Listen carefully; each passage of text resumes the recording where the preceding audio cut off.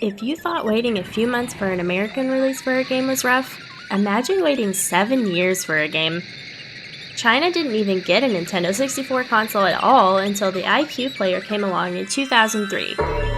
The company iQue, which was then only a joint venture between Chinese scientists Wei Yun and Nintendo, was licensed to create the console in 15 games, one of which is Super Mario 64. It's me, Mario!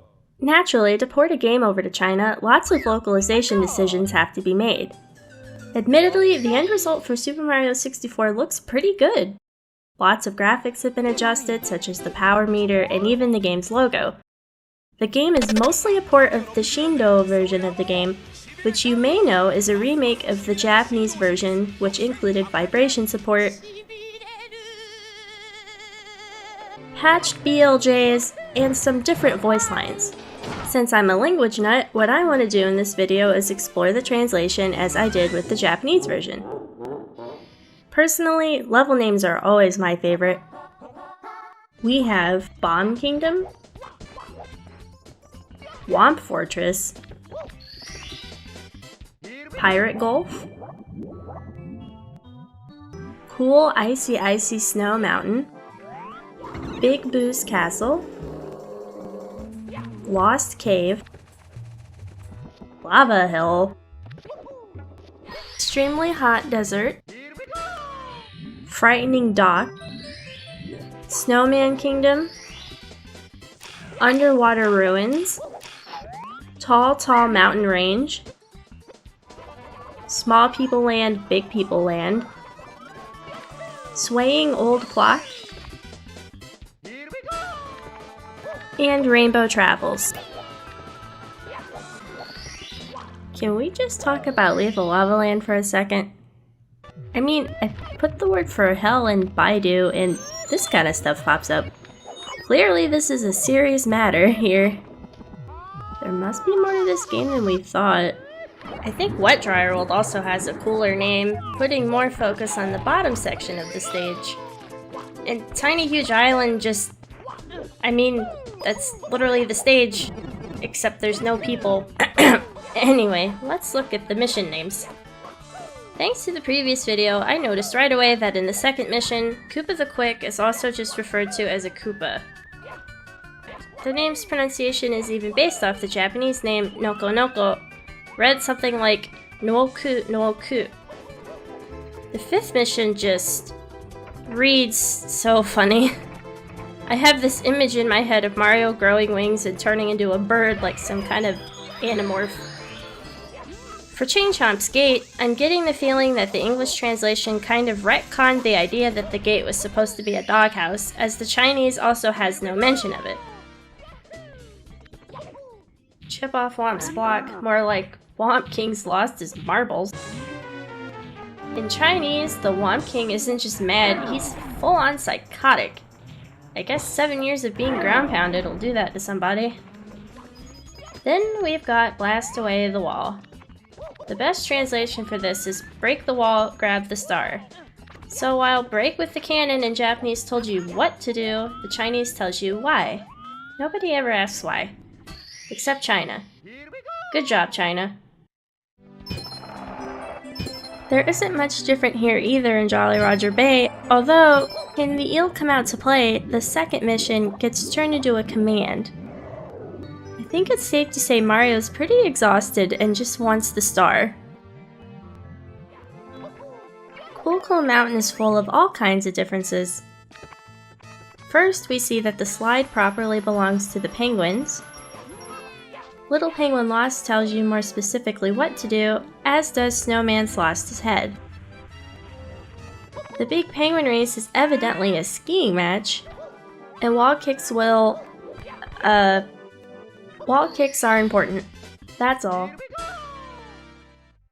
In Big Boo's Haunt, Mario's got a new Ghost Story compilation coming out this winter with mission number 1. And we are given a clue as to what we're looking for in the study, although less so how to find it. For Hazy Maze Cave, I think these mission names line up pretty well. Although I'm laughing at number 3, which is just so matter-of-factly Metal Mario. The missions in Lethal Lava Land are more or less the same, but the fun begins with the 4th. What sounds like a fun activity in English is now a dangerous trap in Chinese. Honestly, reads like a warning sign. Return the Star to Me, Vulture is probably the funniest mission name I've seen so far. It's been 7 years, and Mario's had enough of Klepto's crap. Don't blame him. Mission 3, normally inside the ancient pyramid, switches things up entirely to Pharaoh's Treasure. Pole jumping for red coins has had a variety of names, apparently. In Japanese, we saw that it was 8 red coins of the Bowser who fled. But in Chinese, we have Genius Acrobat. This choice seems arbitrary, but it's not inaccurate. Similarly, Collect the Caps was in Japanese, try collecting the caps and see what happens. But in Chinese, we have Hat Collector. I love how to the point the whole stage is. Mission 2, Chill with the Bully, is bluntly Cold Bully, and In the Deep Freeze is literally just Ice Sculpture Maze. With a name like that, it's really hard to miss the star. Even better, Mission 4 is now Frozen Pond Waltz, and Mission 5 refers to the Koopa shell that you use for the red coins as a skateboard. Lastly, keeping with the igloo theme that we see in the English translation, this mission is named Eskimo's Cabin. I still wonder why the Japanese was Spindrift's home. Only the first one of these seemed odd. The little moving platforms are obviously not springboards, but the word for springboard is explicitly used. The remaining star names are fairly identical, so there's not really much else to see here. Mission 5 sounds like a tour guide book line. Looking for your next vacation destination? What about this thrilling waterfall cave? Mission 1 leaves out an important detail present in Japanese. The piranha plants involved for this star are located on the giant island, and that hint is gone. The Chinese just plainly calls it piranha plant.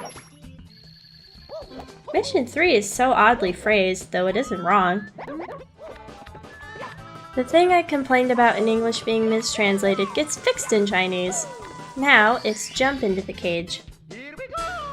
The rest of the missions are much more direct than the English or Japanese, where we have such titles as Jump Onto the Hand and Top Floor of the Clock. Truly great localization work. The only notable difference here is the big house in the sky is now a castle. Looks awfully weird for a castle. Where's the throne? Who decorated this place? Now let's take a look at the secret stars. We have the Princess's Secret Slide,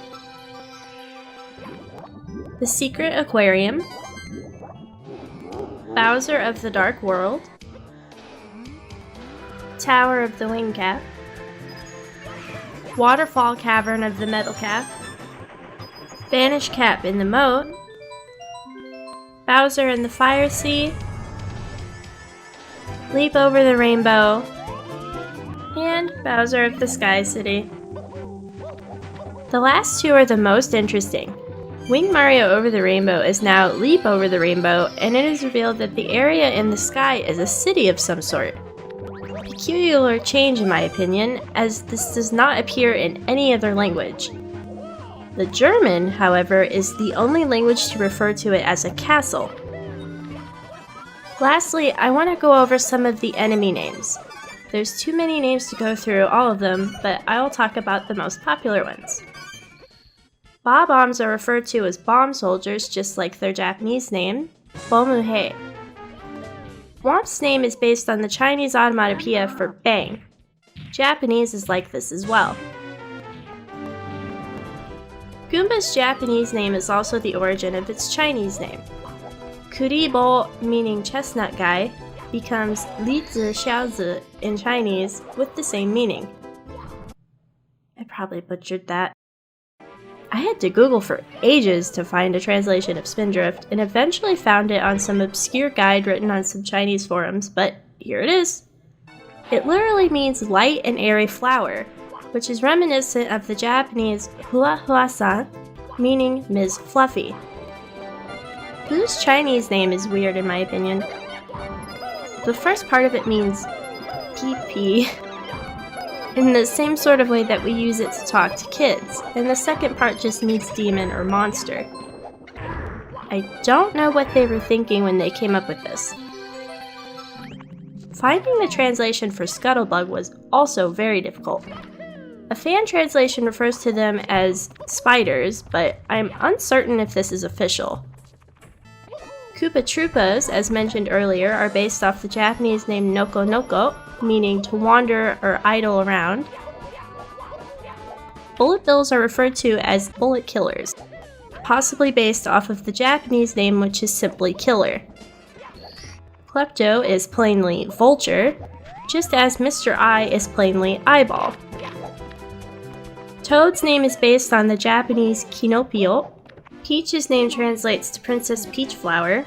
And lastly, Bowser's name is based on the Japanese Koopa.